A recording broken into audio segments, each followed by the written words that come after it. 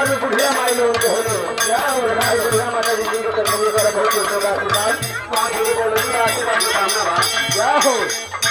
घर गांव घूमे से हमार घरों आना पड़ता है जाओ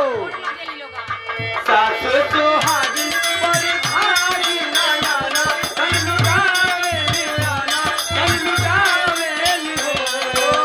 सास सुहागिन बड़ी भागी ना ना तन लुटावे लियाना तन लुटावे लियो गलना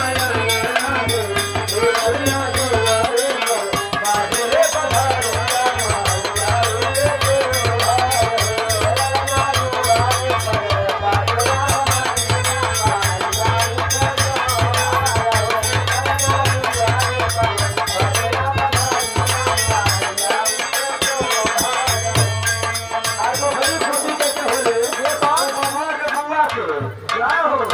नाची नाची